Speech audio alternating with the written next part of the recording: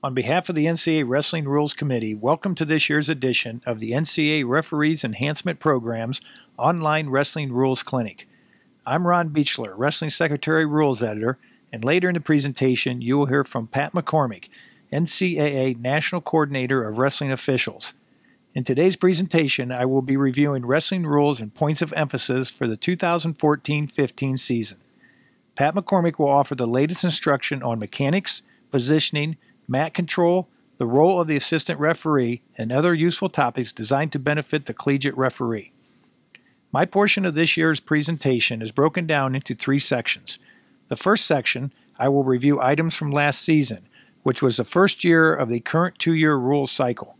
In Section 2, I will discuss the points of emphasis from the NCAA Wrestling Rules Committee for the upcoming 2014-15 wrestling season. These are not new rules, but are existing rules that the Wrestling Rules Committee is looking for consistency in the application and stronger enforcement of the rule.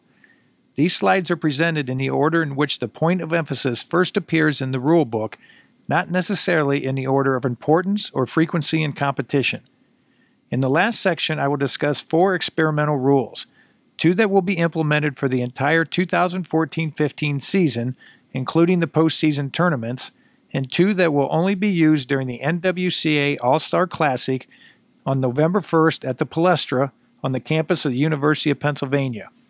I urge you to review the rules listed in the rulebook and to always call the rules as they are written. As a point of reference, the NCAA Wrestling Rules Committee consists of coaches and administrators, 4 representing Division I institutions, and 2 representatives each from institutions in Division II and Division III. Representing Division I are Mark Branch, Kevin Jackson, Gene McIntyre, and Doug Schwab. Representing Division II is Tom Jolio and Lars Jensen. Representing Division III is Jeff Swenson and Todd Hibbs. Jeff Swenson will also be serving as the chair of the Wrestling Rules Committee for the 2014-15 season. Page 4 of the Wrestling Rulebook lists the online address for a complete and updated roster of the NCAA Wrestling Rules Committee, as well as contact information for Ron Beaschler, NCAA Wrestling Secretary Rules Editor, Pat McCormick, NCAA National Coordinator of Wrestling Officials, and Jim Thornton, NCAA Wrestling Certified Athletic Trainer Liaison. I urge you to not only participate in today's presentation, but also to review all the major rules changes listed on page 5 in the front of the rulebook. In addition, let me call your attention to the codes of conduct on page 6 and the points of emphasis on page 7. The codes of conduct are often overlooked but are valuable foundations for rules and their changes. Let's begin today's presentation by reviewing rules that were implemented for the 2013-2014 season, the first year of the current two-year rule cycle. Rule 1.12.4, Ear Protection.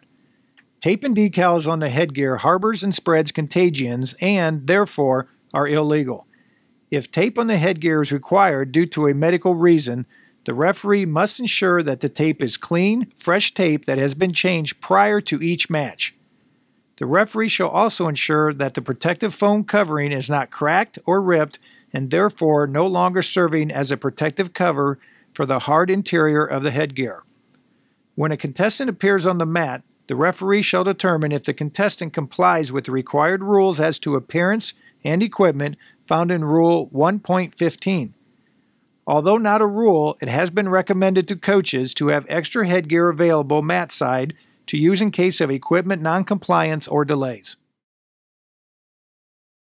Rule 2.1.1, Neutral Starting Position. In matches involving vision-impaired wrestlers, a finger touch method shall be used in the neutral position. A request is made by the institution to the Wrestling Secretary Rules Editor for documentation to complete an individualized inquiry that will determine if the accommodation is necessary. At the time of medical examinations, the coach or medical personnel shall provide written documentation identifying the impairment. The head coach should also notify the opposing coach or coaches and tournament director and head referee of the accommodation. The finger touch method shall not be used absent documentation provided by the Secretary Rules Editor. While wrestling, the match shall be stopped whenever contact is not maintained. As a point of clarification, the wrestlers do not have to remain in constant contact, but the contact is to be maintained. The wrestlers can break apart momentarily if one of the wrestlers is initiating a move, thus contact is being maintained. An example of this would be if wrestler A breaks contact with wrestler B momentarily to initiate a single leg.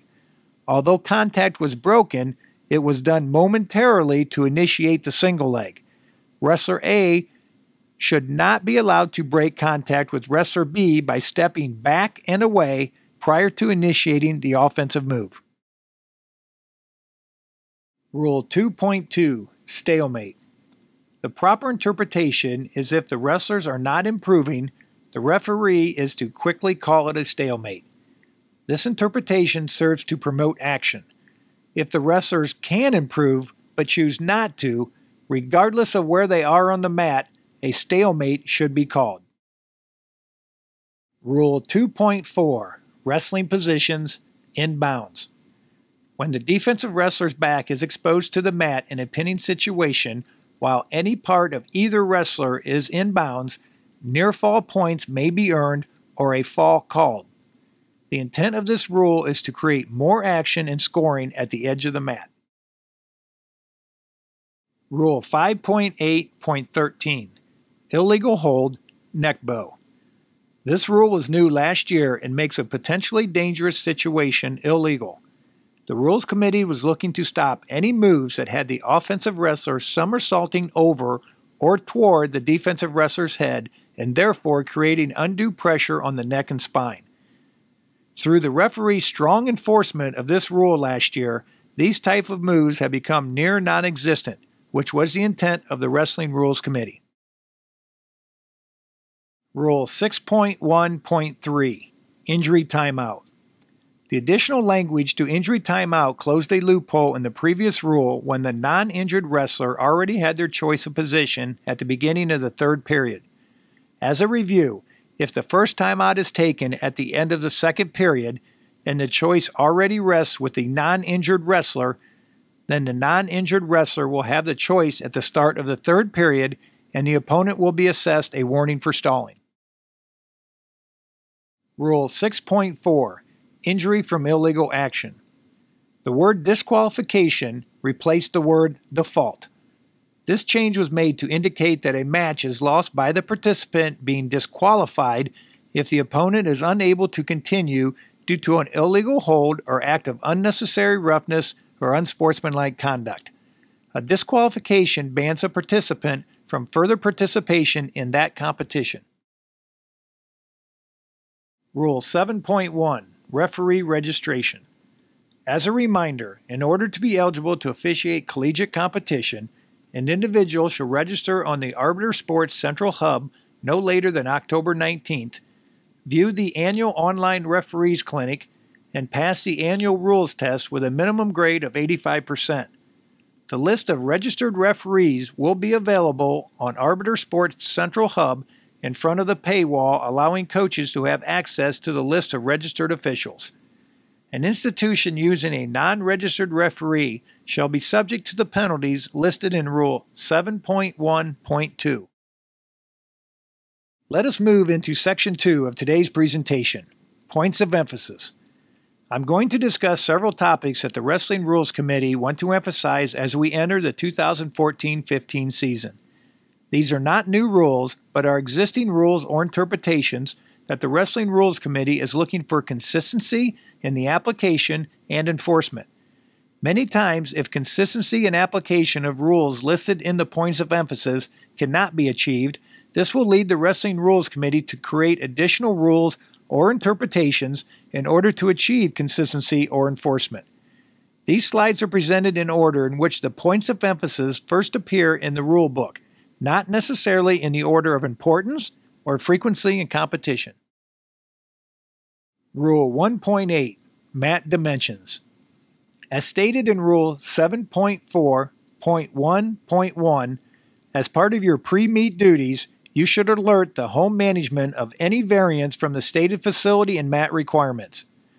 If the required mat dimensions or facility setup does not meet the rules listed in the Rules and Interpretation Book or cannot be met with any viable adjustments, you should not officiate the match. The Wrestling Rules Committee is looking to you, the referees, to ensure a safe environment for all participants.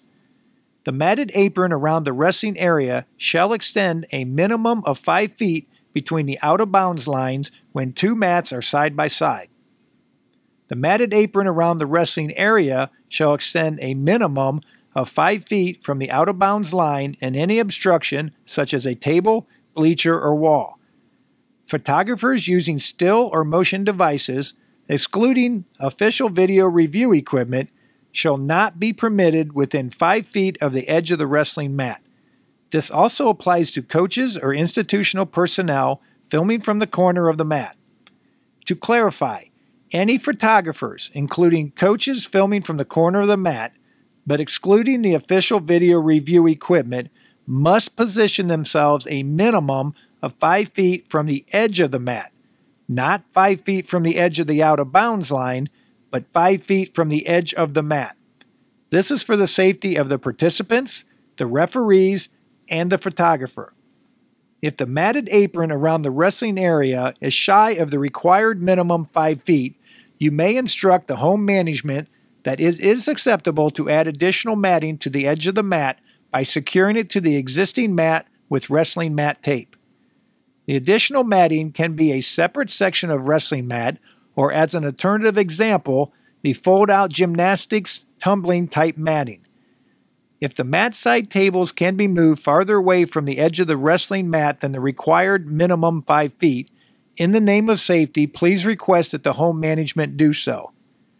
Rule 3.17.1 states, any meet or tournament found not following the rules and requirements will have their event excluded as an NCAA registered contest the subsequent season.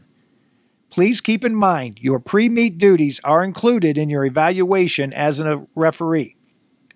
The Wrestling Rules Committee is looking to you, the referee, to be diligent in your pre-match duties and ensure that all meets and tournaments are administered per NCAA rules and requirements. Rules and requirements that pertain to the safety of the participants are of the utmost importance and at no time should be compromised. Rule 2.1, Starting Position. The use of the word set when the wrestlers assume the starting position in either the neutral or referee's position was added to ensure that both contestants are motionless until the referee sounds the whistle. The Rules Committee is still seeing wrestlers gain an advantage, especially in the referee's position, by using a rolling start and want to emphasize that after each wrestler has taken his position, you verbally say, set, and at this time the wrestler shall remain stationary until you sound your whistle. It is your responsibility to ensure that both wrestlers are motionless prior to you sounding your whistle. It is the wrestler's responsibility to not start until your whistle sounds. Many times false starts occur because the wrestler is trying to time up his start with your pattern of sounding the whistle.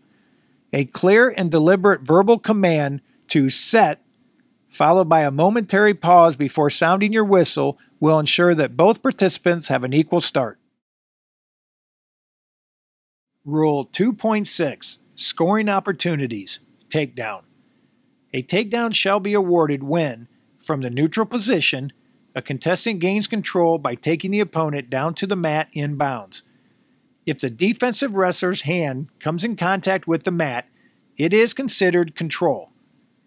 The hand touch rule was instituted last year to initiate more offensive action from the neutral position. If a contestant gains a position of control and any part of their opponent's hand comes in contact with the mat, a takedown shall be called. Last year, the cradle position, either in the standing position or on the mat, caused some confusion in knowing when to call the takedown.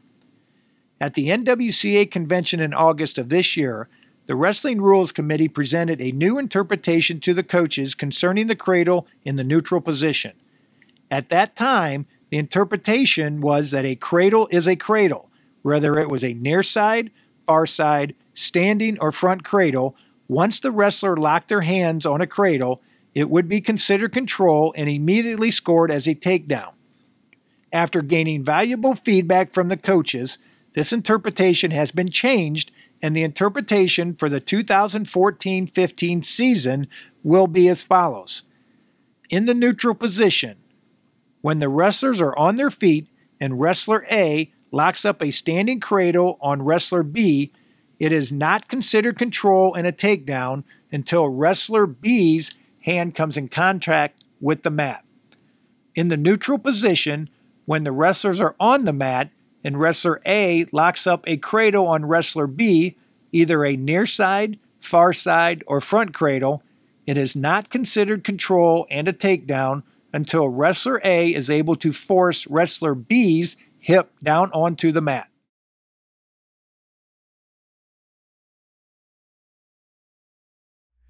In the first clip, you will see an example of a standing cradle from the neutral position. Note that the takedown would not be awarded until the defensive wrestler's hand touches the mat.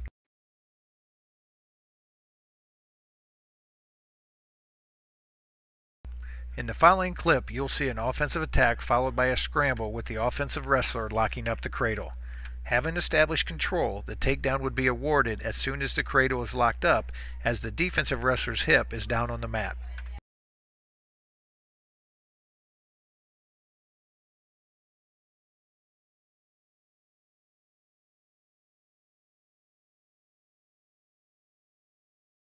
The last clip shows the offensive wrestler locking up a front cradle.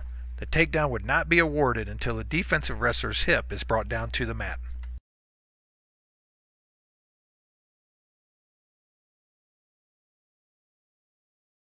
Rule 3.4.1 Contestants' Attire. This is not a new rule or any change to the existing rule. The Wrestling Rules Committee is making it a point of emphasis to the coaches and officials. They are looking for consistency in the application and enforcement of this rule. Rule 3.4.1 Coaches' Attire. This is not a new rule or any change to the existing rule. The Wrestling Rules Committee is making it a point of emphasis to the coaches and officials. They are looking for consistency in the application and enforcement of the rule and want to remind the coaches and referees that this rule applies to preseason open tournaments as well as all competitions held during the season, including tournaments during the traditional Christmas break. Rule 3.13.3 Control of mat area. A strong emphasis is being placed on controlling the mat area for the 2014-15 season. Coaches may leave the designated coaching zone only to 1. Approach the scorer's table to correct the score or time or to ask for an interpretation of score or time. 2. Approach the scorer's table to question the referee's application of a rule or to raise the flag for a video review challenge. Or 3. Move toward the mat during a charged timeout or at the end of the match. There is great concern that coaches are leaving the coaches' area and walking onto, and in some cases running onto, the mat to argue a call during competition.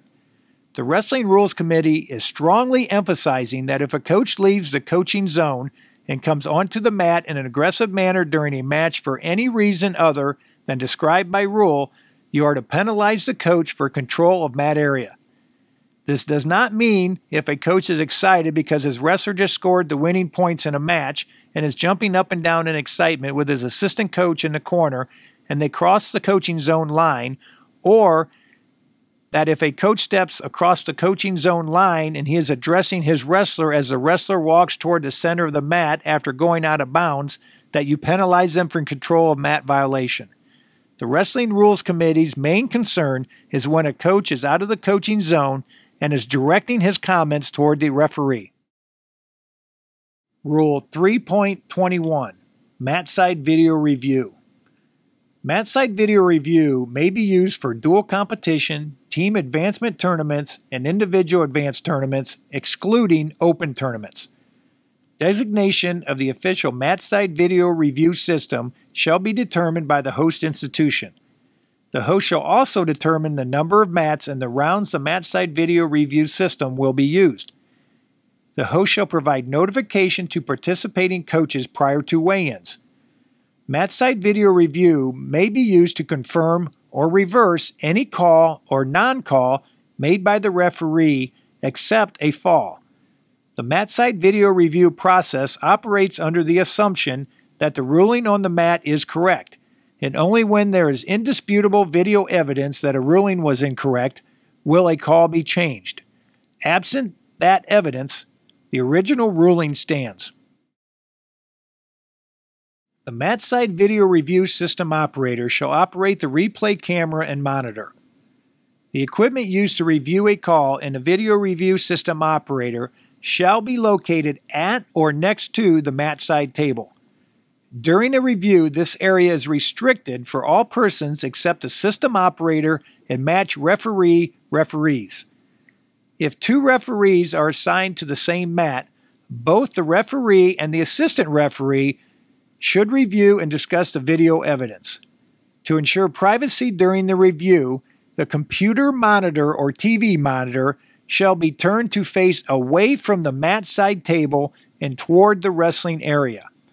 It is considered part of your pre-meet duties to ensure that the video review system is set up and operated according to Rule 3.21. There is no restriction on the number of times a referee may stop the match for a review, and there is no time limit to conducting a review, but the referees should strive for each review to be efficient and timely. If a coach believes an error was made, he shall immediately approach the mat side table and raise either the red or green colored flag indicating to the head scorer that he is requesting a video challenge. This signifies the coach believes an error was made, and the referee will stop the match when there is no significant action taking place to conduct a video review. Once the coach raises the flag, the challenge cannot be retracted. Both wrestlers are to return to the designated coaching area of the mat. The coach returns to the coaching area, and both coaches remain in their designated coaching areas during the review. If a coach challenges a previously made ruling on a challenge, or if a coach challenges a ruling when the team's allotment of challenges has been used, the actions are considered intentional delay of the match, and the coach is penalized for failure to comply. In addition, a coach who challenges a fall, which is not reviewable, it shall count as a challenge. If the video evidence is disrupted due to a system or operator error, the coach retains his challenge. Any obstruction of the view on the video screen caused by participants, referees, or tournament personnel on the mat that does not allow for a confirmed ruling by the official shall result in a charged video challenge. If a ruling is reversed, the official scorer shall supply the referee with the following information in order for wrestling to resume under accurate match conditions: the period, the position of the wrestlers, and the status of the match writing time clock. As the video review system gains popularity and its use increases, it presents an opportunity for the referee to verbalize their review decision to the coaches and fans in the audience, and in some cases, the television viewers. We're recommending that after the review process is complete and the referee returns to the center of the mat, he give a detailed verbal explanation of his decision. An example of a more detailed explanation, if the video evidence confirms on the mat ruling, may sound something like this. After further review, the green wrestler was ruled out of bounds prior to securing the takedown. Therefore, the ruling on the mat is confirmed, no takedown. An example, if the on-the-mat ruling is reversed, may sound like this. After further review, the video evidence showed that the red wrestler locked his hands 15 seconds into the period. Therefore, we have a technical violation on red. Green will receive 1 point, and 23 seconds will be removed from red's writing time. A new interpretation for the 2014-15 season involves the use of multiple camera angles for the video review process. The interpretation states that the host can use more than one camera angle as long as A. It shall be identified to coaches prior to weigh-ins, B. It shall be an official video review camera, and C. All cameras shall feed into the one official monitor, and the forward and reverse functions of all the cameras can be run through the one official monitor. Rule 5.4.1 Unsportsmanlike Conduct. It has come to the attention of the Wrestling Rules Committee that after the referee has raised the winning wrestler's hand, some on the mat celebrations have involved vulgar actions that the committee considers distasteful and inappropriate, and therefore should be called as unsportsmanlike conduct. An example of a vulgar act would be when a wrestler thrusts his hips in a forward and backward motion. Rule 6.1.5 Referee Timeout.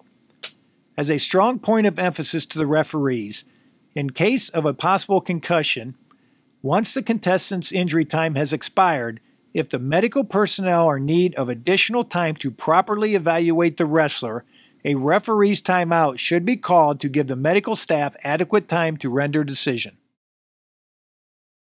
We will now move into the third section of my presentation, Experimental Rules. The Wrestling Rules Committee would like to thank the National Wrestling Coaches Association for allowing us to use the NWCA All-Star Classic as a platform for the experimental rules. This year we'll be experimenting with 4 rules, 2 of which will be used throughout the entire 2014-15 season, including the postseason, and 2 that will only be used at the All-Star Classic. 3 of the experimental rules pertain to stalling. It is the intent of the Wrestling Rules Committee to assist the referee in recognizing stalling situations, and when these situations occur, the wrestler shall be called for stalling. Experimental Rule 5.9.3.4.1 Stalling. Offensive and defensive position. This rule will be implemented for the entire 2014-15 season, including postseason competition.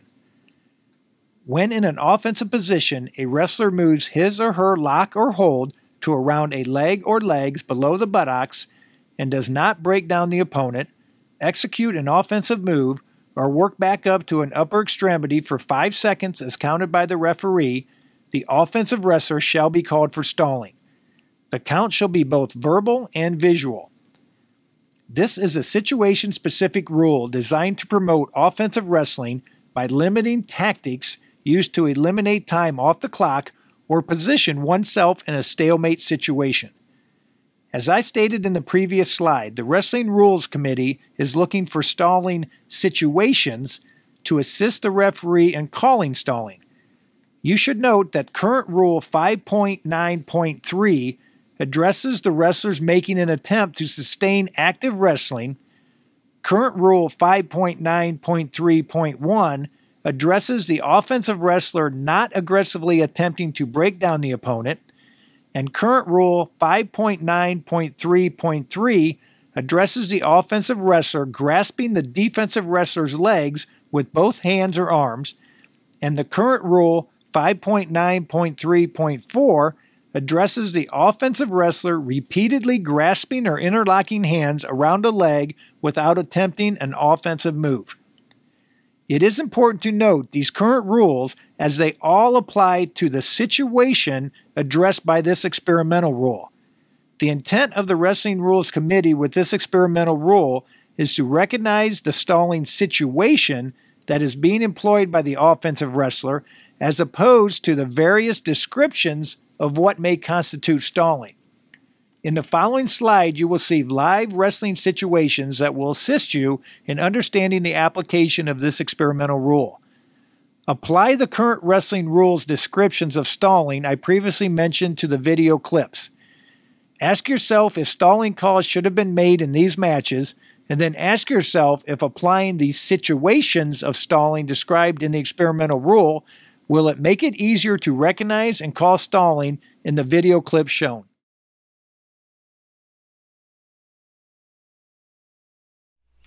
In the first clip, the offensive wrestler drops both hands below the buttocks with 1 minute 17 seconds on the clock. At this point, the referee would begin his count. There is no attempt by the offensive wrestler to move up, initiate action, or an offensive move. Therefore, after a 5-second count, the offensive wrestler would be called for stalling.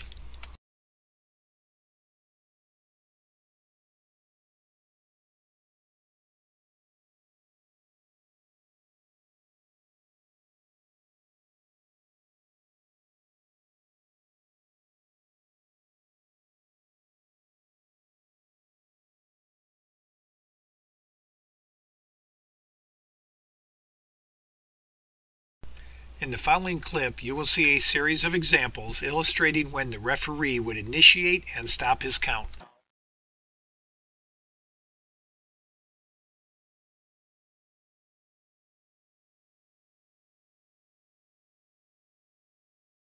At this point, the offensive wrestler drops both hands below the buttocks of his opponent, and the referee would begin his count. At this point, the offensive wrestler moves one arm above the buttocks of his opponent, and the referee would stop his count. At this point, the offensive wrestler drops both hands below the buttocks of his opponent, and the referee would begin his count. As the offensive wrestler executes his lift, the referee would stop his count.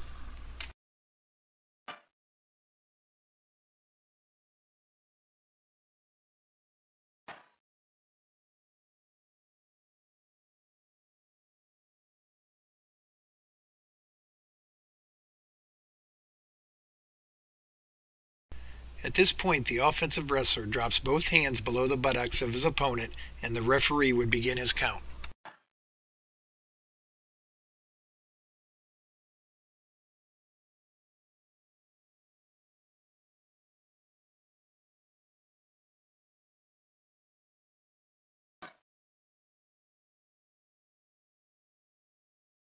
At this point, the offensive wrestler drops both hands below the buttocks of his opponent, and the referee would begin his count.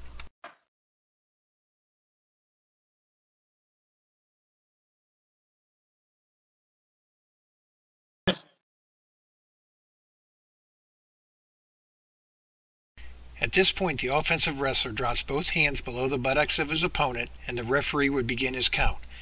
At the point when the wrestlers begin to scramble, the referee would stop his count.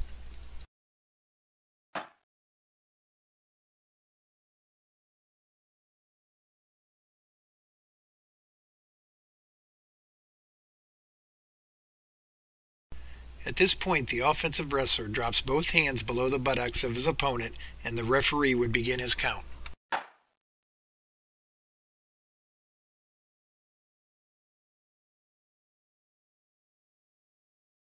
Experimental Rule 5.9.3.4.2 Stalling, Offensive and Defensive Position.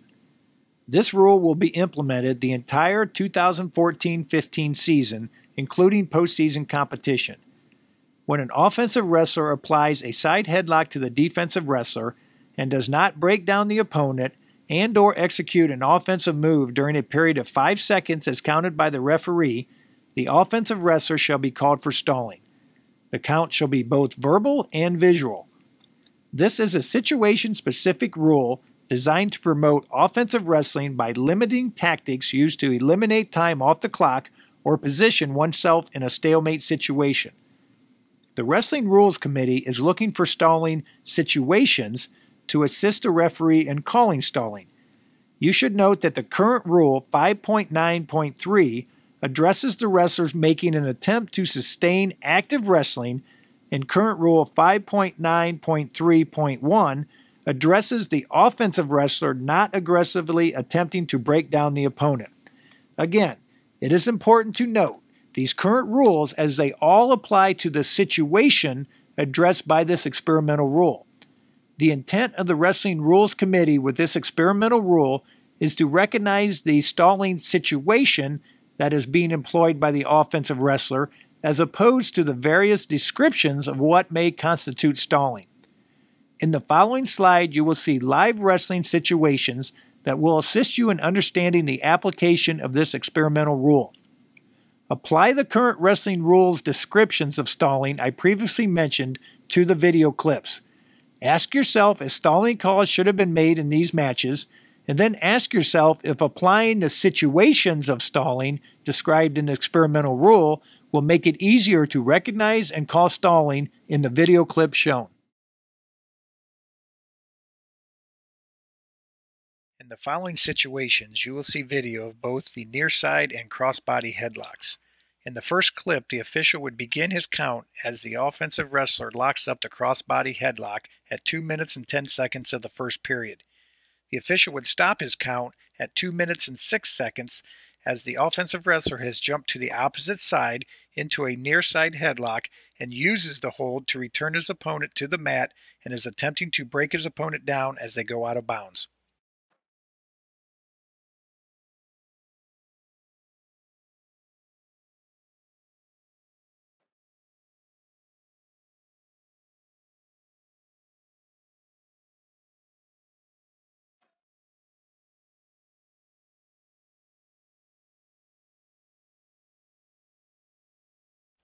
In the following clip, with 11 seconds on the clock, the offensive wrestler applies the crossbody headlock and the official would begin his count.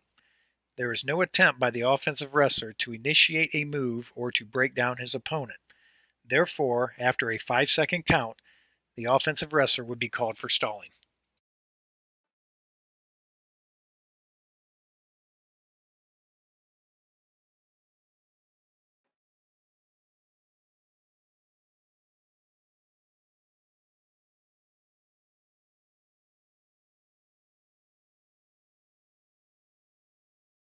In the next clip, the offensive wrestler applies the crossbody headlock with 1 minute 28 seconds on the clock. At this time, the referee would begin his count. With 1 minute 23 seconds on the clock, the offensive wrestler releases the hold. If the referee had reached his 5 count, the offensive wrestler would have been called for stalling. Our expectation, if the experimental rule were applied, is that the offensive wrestler would hear the count and release the hold prior to the referee reaching 5 seconds.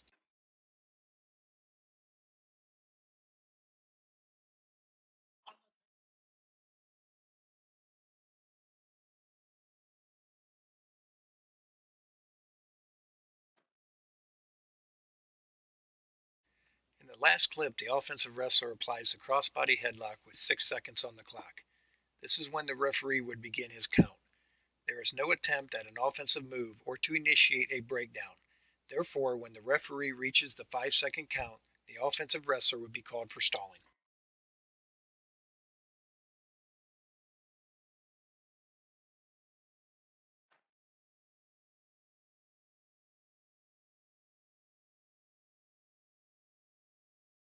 Experimental Rule 5.9.2.2.1 Neutral Position Stalling. This rule will be implemented only for the NWCA All-Star Classic. When in a neutral standing position and a wrestler is not actively engaged in an offensive attack or a defensive counter to an offensive attack, and his or her feet are both out of the wrestling area, out of bounds, that wrestler shall be called for stalling. A tie-up, including an underhook with no attempt to initiate an offensive move, is not considered an offensive or defensive attack. This is a situation-specific rule designed to promote more offensive wrestling in the center of the mat in the neutral position. This rule is designed to keep the wrestling action in the center of the mat and away from the out-of-bounds line. This rule is not intended to be a push-out rule. The wrestler not engaged in an offensive attack or the defensive counter to an offensive attack and only attempting to push or pull the opponent out of bounds would be called for stalling. A wrestler being released or earning an escape at the edge of the wrestling area with both feet out of bounds would be allowed to establish him or herself in the neutral position and therefore would not be called for stalling. Once again, the Wrestling Rules Committee is looking for stalling situations to assist the referee in calling stalling. You should note that current Rule 5.9.2 addresses each wrestler attempting to work toward the center of the mat and continue wrestling in an attempt to secure a takedown, regardless of the time or score of the match. Current Rule 5.9.2.1 addresses the wrestlers continually backing away from the opponent without creating offensive action. Current Rule 5.9.2.2 addresses wrestling near the edge of the wrestling area, not leaving the wrestling area unless it is to sprawl from an opponent's takedown attempt or when interlocked in wrestling. Again, it is important to note these current rules as they all apply to the situation addressed by this experimental rule. The intent of the Wrestling Rules Committee with this experimental rule is to recognize the stalling situation that is being employed by the offensive wrestler, in this case both feet going out of bounds, as opposed to the various descriptions of what may constitute stalling. In the following slide, you will see live wrestling situations that will assist you in understanding the application of this experimental rule. Apply the current wrestling rules descriptions of stalling I previously mentioned to the video clips. Ask yourself if stalling calls should have been made in these matches. Do the wrestlers attempt to work back toward the center of the mat? Does one wrestler continually back away from the opponent without creating offensive action? Do the wrestlers leave the wrestling area only because of an opponent's attempt at a takedown? Then ask yourself if you apply the situations of stalling described in the experimental rule, will it make it easier to recognize and call stalling in the video clip shown?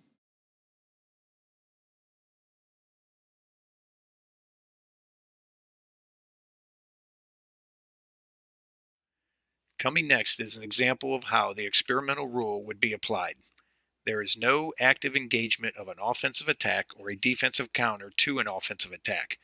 The green wrestler backs straight out of bounds with no attempt to circle back in or attack forward with an offensive move.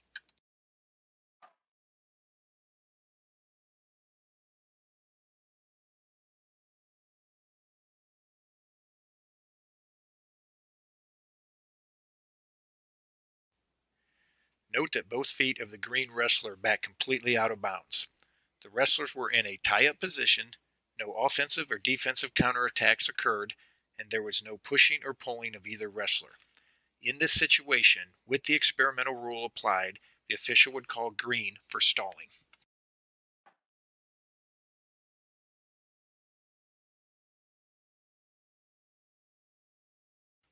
The following example is similar to the previous situation.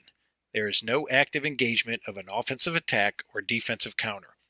I have paused the video once both feet of the green wrestler are completely out of bounds. At this point, if applying the experimental rule, the official would call green for stalling.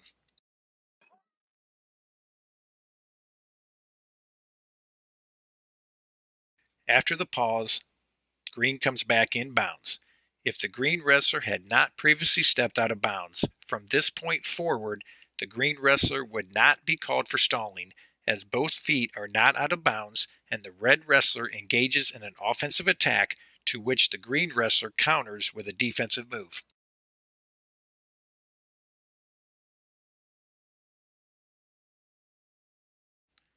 The following is another situation where green, if applying the experimental rule, would be called for stalling.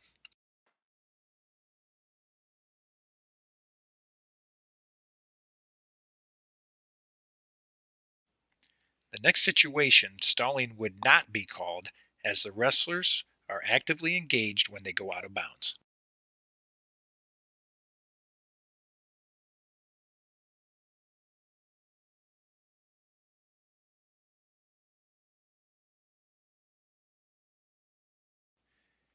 Here is another situation where it could be a judgment call by the official as to whether the wrestler backs out of bounds or if it was a continuation of the attack and counter. Keep in mind, if the experimental rule is in effect, our expectation is that the green wrestler is aware of the out of bounds line and does not put himself in this situation, as he would circle back in or attack forward.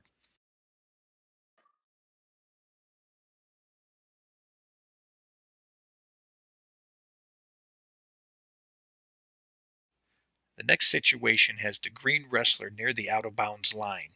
He attacks forward and toward the center of the mat. In countering the move, the red wrestler positions himself toward the out of bounds line. Applying the experimental rule, it is clear that the original attack and counter had ended prior to the red wrestler backing out of bounds, and therefore he would have been called for stalling.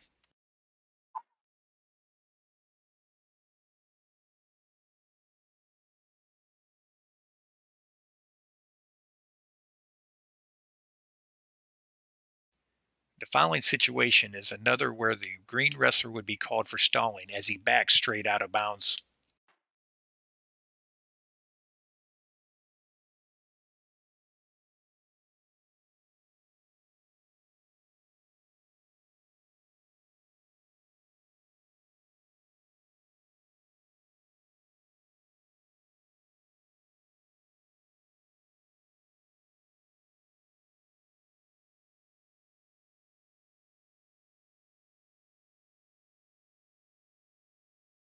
In the upcoming situation, stalling would not be called, as the wrestlers are actively engaged when they go out of bounds.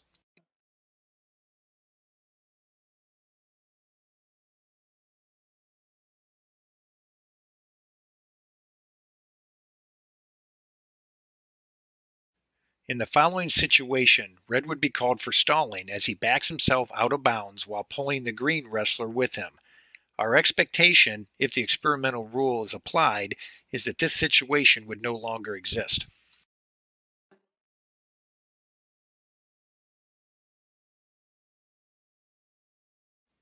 In the following situation, red attempts a foot sweep and green counterattacks with an attempted snatch of the leg and comes up to an underhook, and the wrestlers go out of bounds.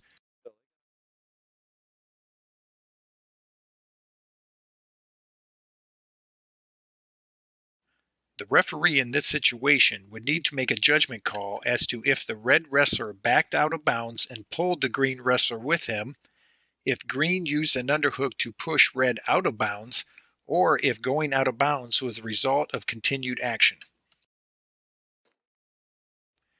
In the following situation, the referee would need to make a judgment call as to if the red wrestler backed out of bounds or if green pushed him out.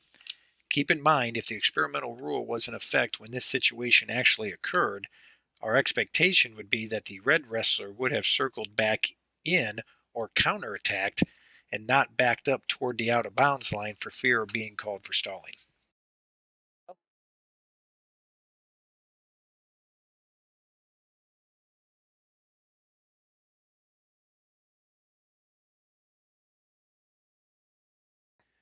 In the following situation, red would be called for stalling as he backs himself out of bounds with no attempt to circle back in or attack forward.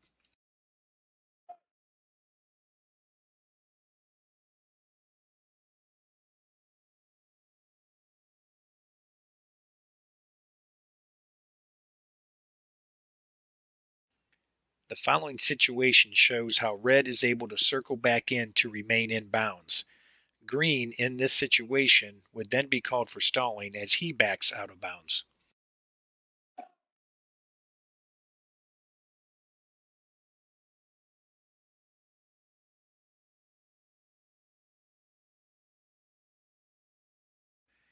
In the following situation, neither wrestler would be called for stalling as they are both actively engaged when they go out of bounds.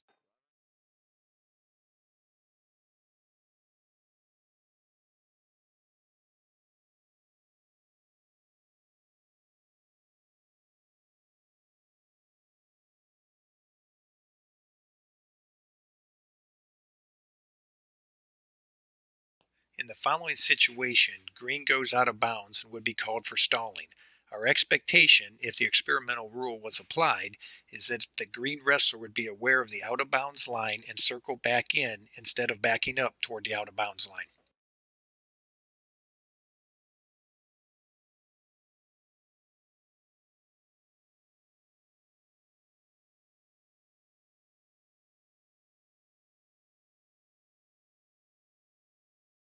The following is an interesting situation as red backs up toward the out of bounds line while pulling green with him.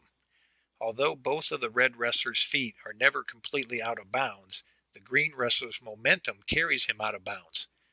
Neither wrestler should be called for stalling as red remained in bounds and the green wrestler's momentum carried him out of bounds.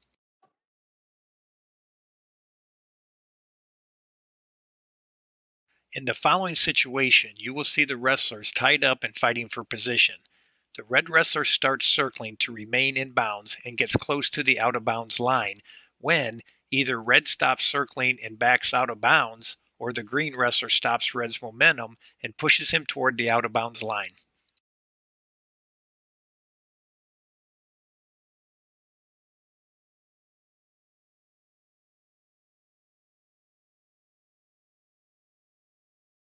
Applying the experimental rule to the previous situation, this would be a judgment call by the official as to if he felt the red wrestler stopped his circling motion and backed out of bounds, or the green wrestler forcefully stopped red's circling motion and pushed him out of bounds.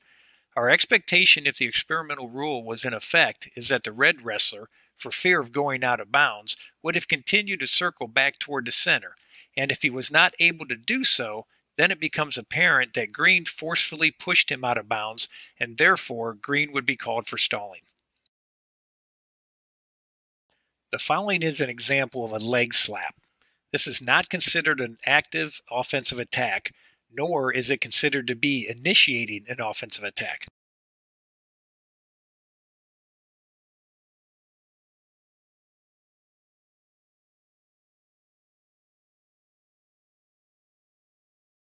In the following situation, in the judgment of the referee, the red wrestler has continually backed up, avoided wrestling, and is correctly called for stalling prior to going out of bounds.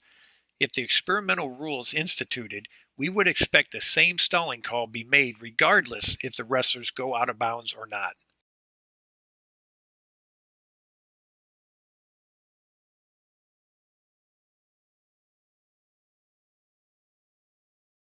The following situation is an example of the red wrestler earning an escape at the edge of the wrestling area, and then both his feet go out of bounds. In this situation, no stalling call would be made, as the red wrestler would be allowed to establish himself in the neutral position.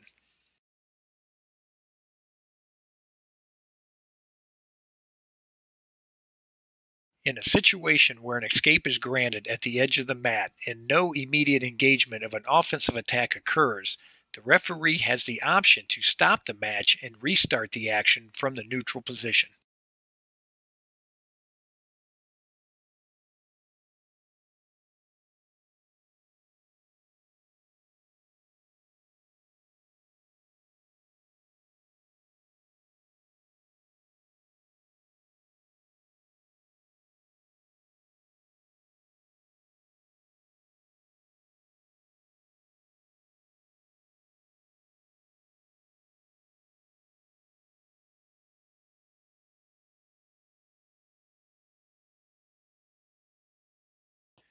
In this situation, in the judgment of the referee, the green wrestler is called for stalling.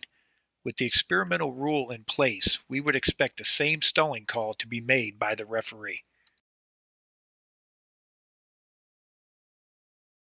In the upcoming situation, the referee has to make the judgment call as to if the green wrestler is pushing the red wrestler out of bounds, if the red wrestler is backing out and pulling the green wrestler with him, or if they are engaged in an offensive attack.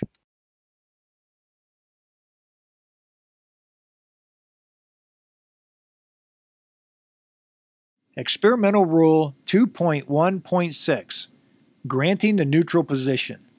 This rule will be implemented only for the NWCA All-Star Classic.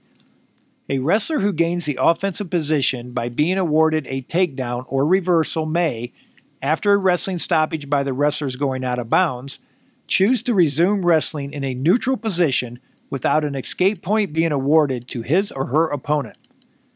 This rule is designed to promote more aggressive wrestling by granting the offensive wrestler the ability to return to the neutral position without granting the opponent an escape point, and attempt to score more points from the neutral position if they are unable to score points from the offensive top position.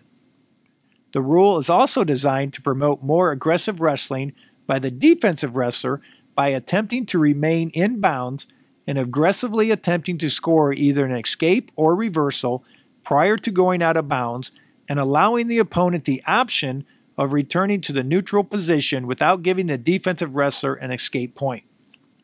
It is important to note that the offensive wrestler has to have earned the top position by getting a takedown or reversal in order to apply this rule. If the offensive wrestler was granted the offensive position at the start of a period, then this rule would not apply if there is wrestling stoppage by the wrestlers going out of bounds. It is also important to note that the wrestling stoppage must be from the wrestlers going out of bounds in order for this rule to apply. Any other stoppage would not constitute the application of this rule. For example, injury time, blood time, video review challenge, or potentially dangerous calls that would stop the wrestling clock. Because the Wrestling Rules Committee makes data-driven decisions, the rules questionnaire to be distributed in January 2015 will include a request for feedback on all 4 experimental rules. In addition, a survey link will be distributed via social media to capture immediate feedback from participants, coaches, referees, and fans after the All-Star Classic. Results will be considered at the 2015 Wrestling Rules Committee meeting in April, when it will consider rule changes for the 2015-16 and 16-17 seasons. As a reminder, this presentation is intended to be a supplement to your study of the rules rather to be a replacement for opening the rules book. If you have questions, feel free to contact Pat McCormick or myself using the contact information on page WR4 of the Wrestling Rules book. In closing, and on behalf of the NCAA Wrestling Rules Committee, I want to thank you for your participation in the online review of rules, points of emphasis, and experimental rules for the 2014-15 season. You made it to the end of my part of the presentation. Now stay tuned as Pat McCormick brings you the latest instruction on mechanics, positioning, mat control, and the role of the assistant referee and other useful topics designed to benefit the collegiate wrestling referee. Welcome to this year's edition of Points of Emphasis for NCAA Wrestling Referees. My name is Pat McCormick, and I am your NCAA Coordinator of Wrestling Officials. In the following PowerPoint presentation, I am going to discuss topics that will cover the most significant rule changes for 2014 and 15, and some insight as to the rationale for those changes. I will also present interpretations that were made during last season to further explain the rules, and some areas where some refereeing issues need to be stressed. On behalf of the NCAA Wrestling Rules Committee, I urge you to not only study this presentation and Ron's presentation, but also to review pages WR5 through 7, where a listing of the major changes for 2014 and 15 are given, as well as the codes of conduct and the points of emphasis. In addition, I urge you to read carefully the wrestling interpretation section on pages WI1 through 23, and the appendices on skin infections on pages WA1 through WA4, and concussions on pages WA5 and WA6. In this slide regarding Rule 1.8, I have underlined the words "at least" to remind you that bigger is better in this case, especially with a lot of wrestling now occurring near the out-of-bounds line. With the possibility of wrestling continuing when any part of either wrestler is over or on the wrestling area, and the addition of near-fall points and falls possible on the apron, a larger than 5-foot apron would help not only for the wrestlers to be able to score, but also for safety considerations. The rule reads, the matted apron around the wrestling area shall extend at least 5 feet between out-of-bounds lines when two mats are side by side, and at least 5 feet from the out-of-bounds line and any obstruction such as a table, bleachers, or walls. The next slide will illustrate this in a figure. Ron showed this slide, but I wanted to add a few things that he didn't cover regarding safety of mats and the surrounding facilities. Rule 1.9 states it is the responsibility of the home institution's game management personnel to ensure that wrestling mats or mat and surrounding facilities meet all regulations.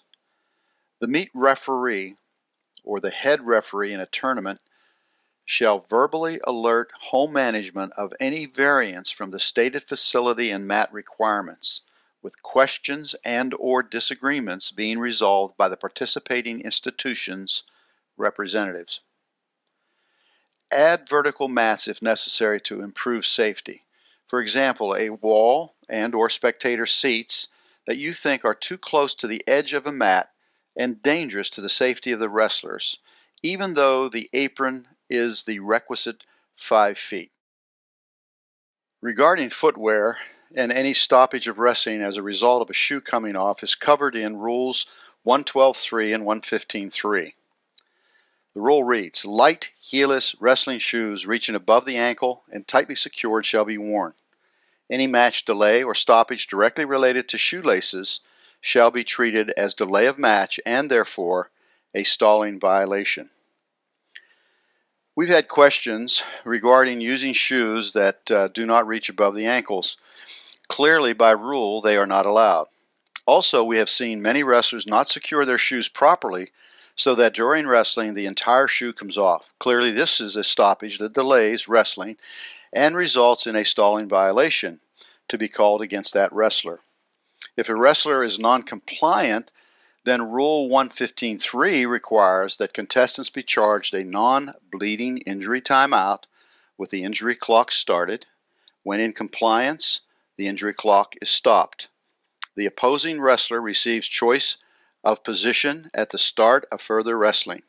If a contestant is not in compliance at the end of the maximum of 1.5 minutes of injury time allowed during any match, the offending wrestler shall be disqualified from further participation. I want you also to read 613 on WR 63 concerning injury timeouts. We have had significant issues regarding starts. I remind you that the use of the word set is not optional. This added command is to make sure we don't give one wrestler an unfair advantage over the other. We continue to see wrestlers gain an advantage, especially in the referee's position, by using a moving start, and emphasize that after each wrestler has taken his position, the referee verbally says set, and at this time the wrestler shall remain stationary until you sound your whistle. It is your responsibility to ensure that both wrestlers are motionless prior to you sounding your whistle. It is the wrestler's responsibility to not start until your whistle sounds. Many times false starts occur because the wrestler is trying to time his start with your pattern of sounding the whistle. A clear and deliberate verbal command of set, followed by a momentary pause before sounding your whistle, will ensure that both participants have a fair start. Two examples of not saying set and one of saying set before start are shown in these 3 video clips.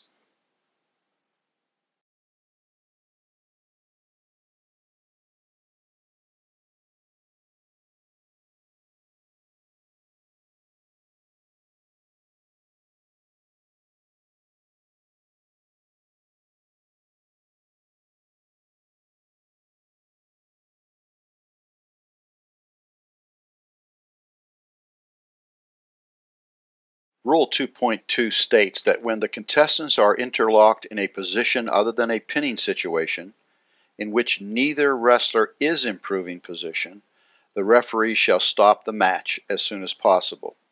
Wrestling shall be resumed as for out of bounds. This rule was rewritten for the present rule book last year. A small but significant change was made that better reflects how referees have normally called a stalemate. If wrestlers are not improving, the referee is to call it a stalemate. That's the way it'll be this season. The operative word is improving. In past years, it stated that if neither wrestler can improve his position, we were to call a stalemate. That's a great change that was made in the wording.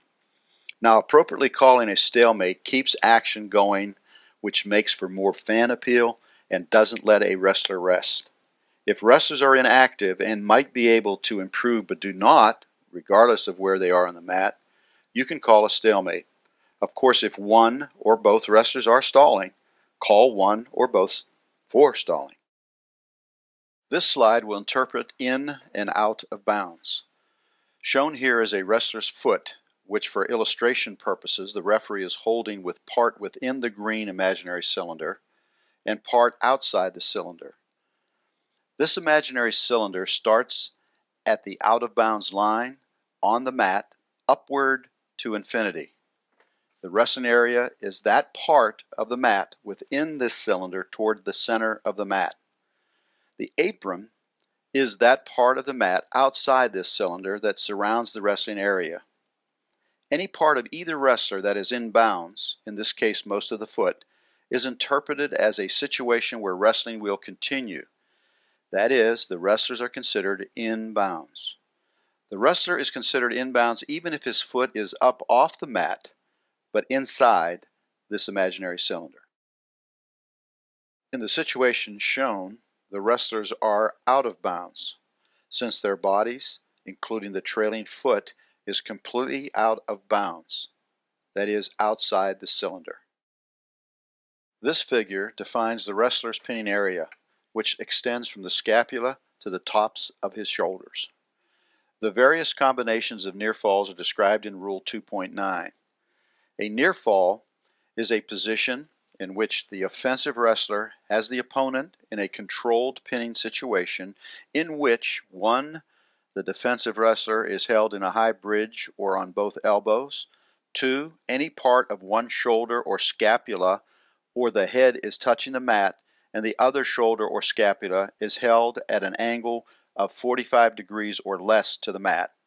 Or 3. Any part of both shoulders or both scapula are held within 4 inches of the mat. In any pinning situation, a near fall may occur if any part of either wrestler remains in bounds. The next 3 slides show 3 such situations. This picture shows both wrestlers to be out of bounds except for the offensive wrestler's right elbow and the back of the defensive wrestler's head, which are both within the cylinder. Therefore, they are in bounds and wrestling continues. In the case shown, near fall points can be earned since the defensive wrestler is meeting the criterion of having both elbows on the mat in a pinning situation. In this picture, a considerable part of each wrestler is within the wrestling area. Therefore, they are in bounds and wrestling continues. A near fall or fall may be awarded in this position. With one shoulder down, and if the other shoulder is held within 45 degrees or less to the mat, the referee will begin his verbal and, if possible, visual count. This picture shows another situation where the wrestlers are in bounds and a near fall or fall may occur. If the scapula are held on the mat continuously for 1 second, a fall shall be awarded. See Rule 2.13.1. Rule 2.6 on page WR17 defines takedown. A takedown shall be awarded when, from the neutral position, a contestant gains control by taking the opponent down to the mat in bounds. If the defensive wrestler's hand comes into contact with the mat, it is considered control. The part of the rule in red was adopted last season and will apply this season too. Now this rule needs a minor rewrite, as does most of Rule 2.6. This will be accomplished for the season starting in 2015. Therefore, it is important to view the videos that Ron and I have put together to illustrate how the rule is to be interpreted. If from the neutral position a wrestler is forced to the mat by his opponent, who gains a position of control, and his or her hand touches the mat, even if it is not weight-bearing, a takedown shall be awarded. In Ron's presentation, you saw examples for this call. 2 slides with examples follow. A number of examples of hand-touch takedowns, in other words, where the hand is not necessarily weight-bearing, are shown in this video. In each case, the video is stopped or paused at the point where a takedown should be awarded.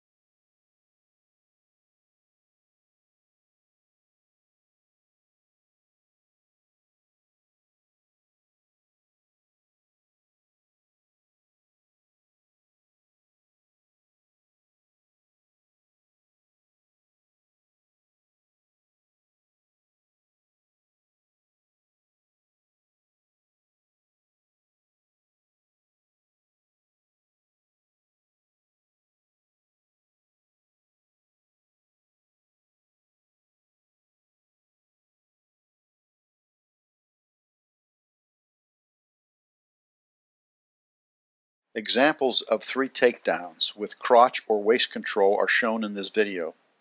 The last example is one where the takedown should not be awarded.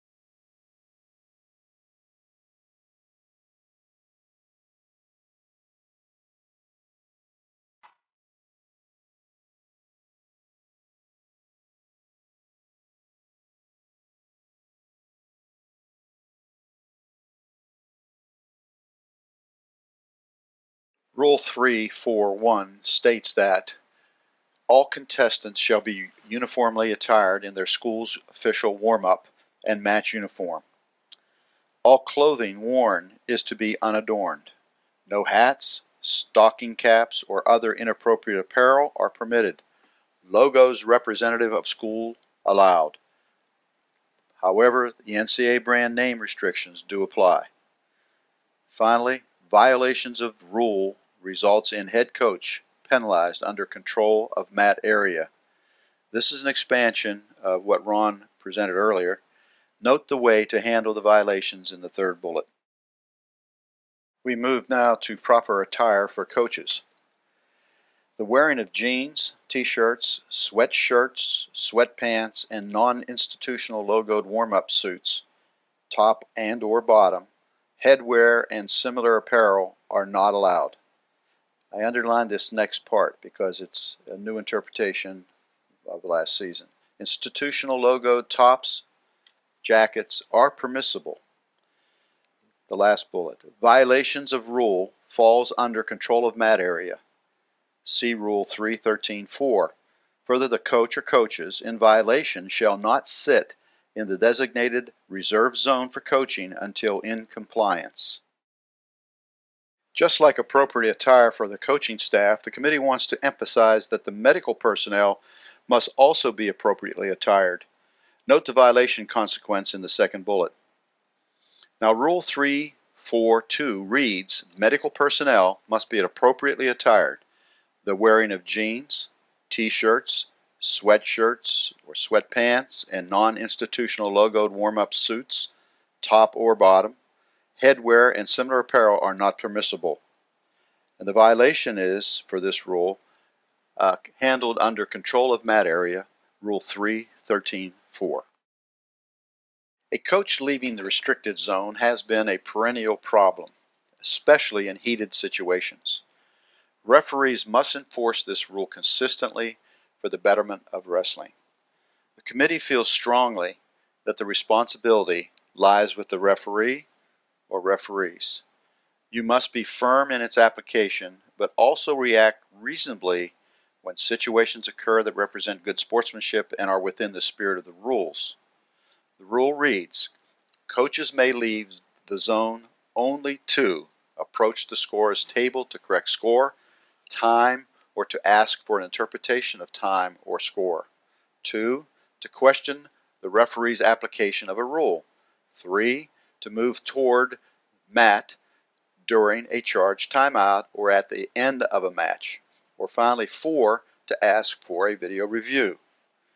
Second bullet is medical personnel may leave the zone only during an injury timeout. As Ron discussed earlier, the video review last year was experimental, but starting this season, it is no longer experimental, and it will be fully implemented. I am going to present a number of slides to further define video reviews. There are procedures that you need to become familiar with to process a challenge timely and correctly. For example, if the view is blocked on a replay, the challenge stands and the coach loses his challenge. If, however, there was a technical difficulty, for example, the action was not recorded, then the challenge does not count and the coach retains his challenge. The overarching points of video reviews are given in this slide. This is Rule 321. Mat side video review may be used to confirm or reverse any call or non-call made by the official except for a fall.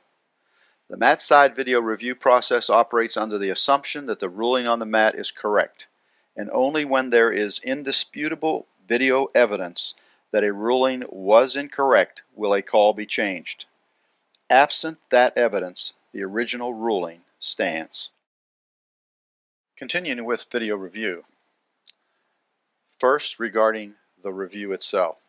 The two ways a match may be stopped for a video review are by the action of the referee or by the action of the coach. Referee's action.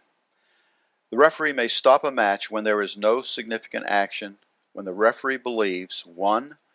There is reasonable doubt that an error was made regarding timing, scoring, or the proper positioning of the wrestlers. 2. The situation is reviewable. Or 3. The outcome of a review may have an impact on the results of the match.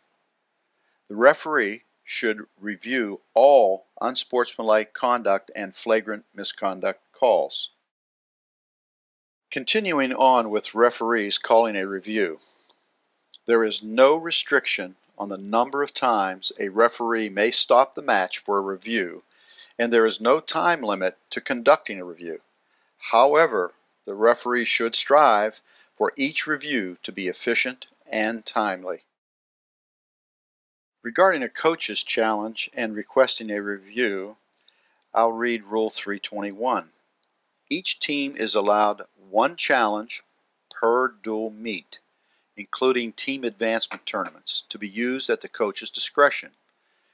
Each team in an individual advancement tournament, excluding open tournaments, is allowed one challenge for 1 to 3 participants, 2 challenges for 4 to 7 participants, and 3 challenges for 8 to 10 participants, to be used at the coach's discretion. If a coach's challenge is successful, the team retains that challenge. If a coach believes an error was made, he shall immediately approach the mat side table and indicate to the head scorer that he is requesting a video challenge. This signifies the coach believes an error was made, and the referee will stop the match when there is no significant action taking place to conduct the video review. Both wrestlers are to return to the designated coaching area of the mat. The coach returns to the coaching area, and both coaches remain in their designated coaching areas during the review. We now turn to the possible outcomes of a video review.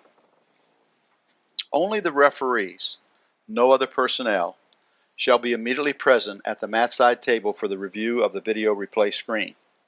A reversal shall only be based on indisputable video evidence. So after the review process is complete, the head referee makes one of the following announcements. The head referee will move away from the table, almost to the center of the mat, look back at the table, and announce one of the following. If the video evidence confirms the on-the-mat ruling, the referee shall say, after further review, the ruling on the mat is confirmed. If there is no indisputable and conclusive evidence to reverse the original ruling, the referee shall say, after further review, the ruling on the mat stands. And finally, if the on-the-mat ruling is reversed, the referee will say, after further review, the takedown occurred after time expired. Therefore, take 2 points from the red wrestler's score and take 1 second from his riding time. The neck bow is a dangerous hold and therefore is illegal on application. I'll read Rule 5813. When in the top position, the offensive wrestler applies a legal head and arm lock from the side, and then somersaults toward and over the defensive wrestler's head. This position may create a choking situation and could put undue pressure on the neck and spine and is therefore illegal. This video shows examples of situations that are related to the neck bow, one that is a potentially dangerous application, another shows its use for stalling, and finally the full illegal neck bow.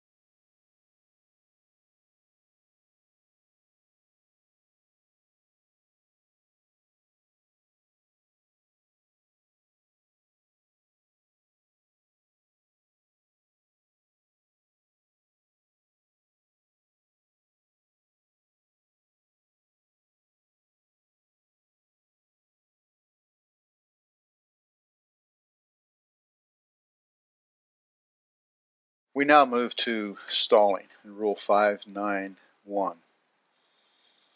Last year, the committee agreed to have a separate listing in the penalty table that addresses stalling and to add the disqualification back into the stalling sequence.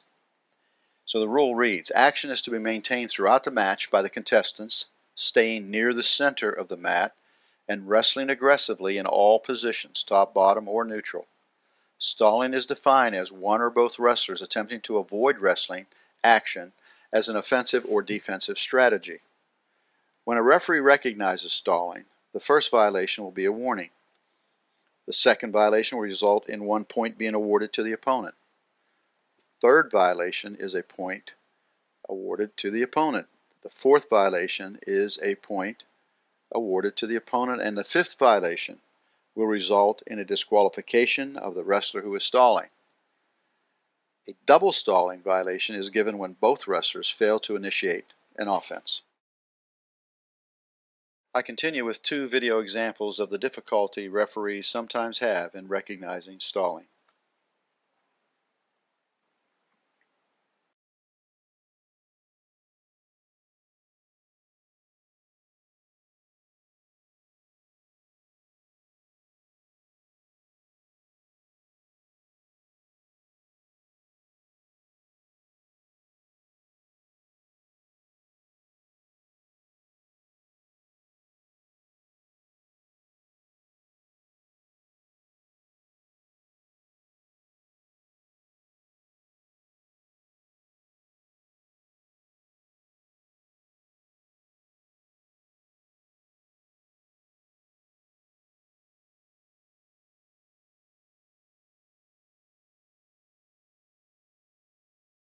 As you remember from last season, old Rule 728 on page WR58 was eliminated.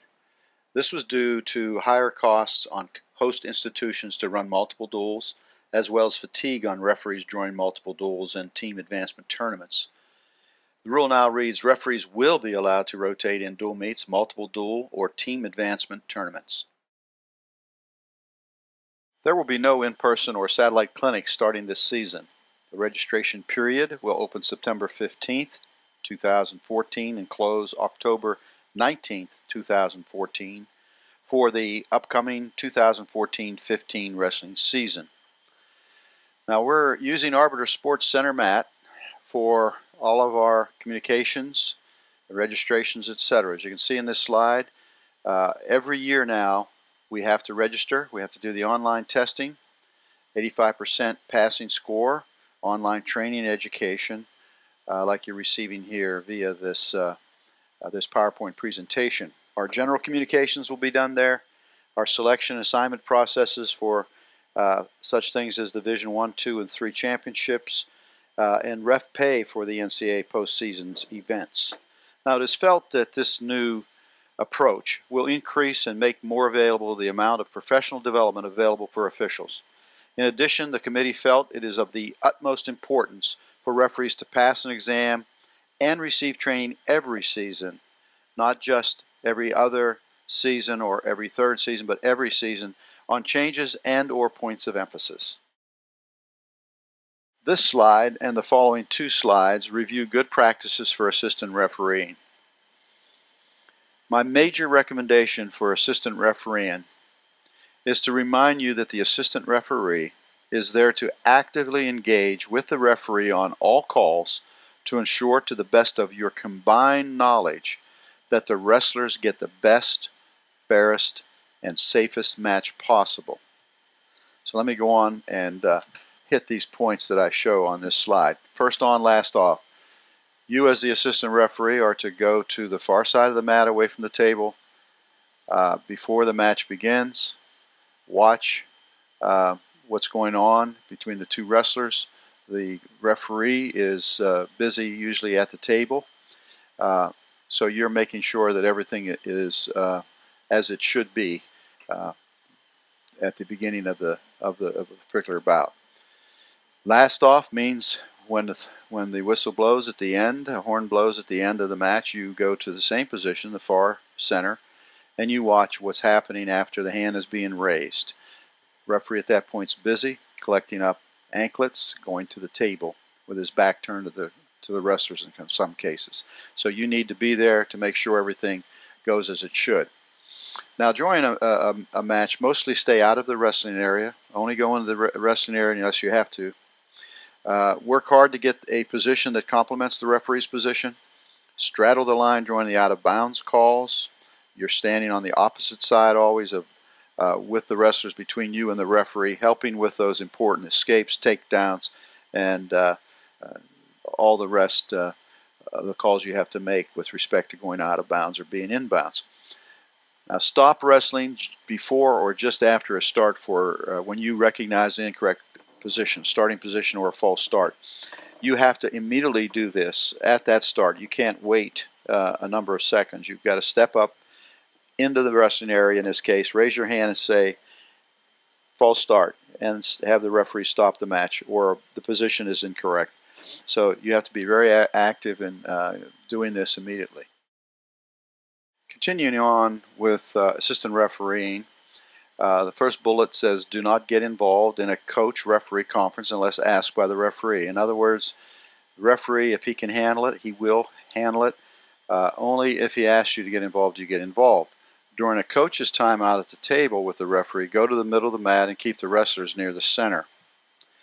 During a near fall, give the referee the best position on the mat, stay on the feet to observe possible illegal holds, tech violations, etc. Observe the clock at the end of periods if the situation permits. In other words, when the second period starts, you want to glance at the clock, make sure the clock is going in the right direction and the right writing time is being recorded. On my third and last slide on assistant refereeing, I offered 5 more good practices for assistant refereeing. First one, the referee and assistant referee are partners. Examples are helping with locked hands, near falls, stalling, mat control.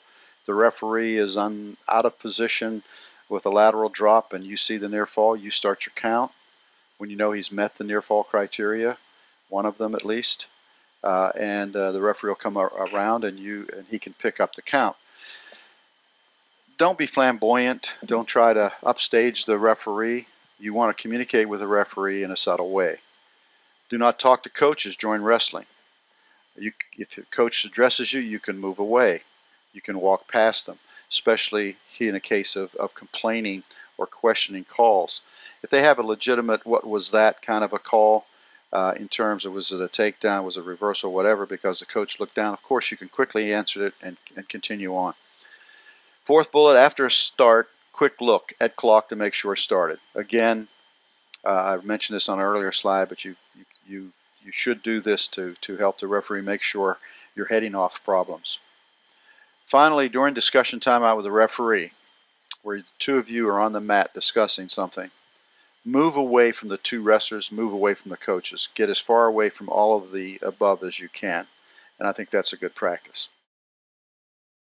Referees shall always use the proper signals as found on page WR 107 when awarding points, assessing warnings and penalties, starting and stopping matches, and so forth, as shown in the wrestling signals figure on page WR 107. The signal shown in this slide is the new signal implemented during the 2013-14 season and, of course, will be used in the 2014-15 season. The importance of using the correct signals during a match is a must in order to ensure that the table workers, coaches, wrestlers, and those in attendance are all informed. Note that the signal chart has a number of errors in the 2013 book. A corrected paste-in version is being supplied to all those who were registered in 2013. Please paste this version and similarly a corrected penalty table updated version, pages WR 60 through 62, into the back inside cover of your book as soon as you receive them. As a reminder, this presentation is intended to be a supplement to your study of the rules rather than be a replacement for opening the rules book. If you have questions, feel free to contact me or submit a question using the Arbiters Sports Center mat. In closing, and on behalf of Ron Beaschler, the NCAA Wrestling Rules Committee, and Wrestling Referee Enhancement Program, I want to thank you for your participation in this review of the 2014-15 rules and points of emphasis.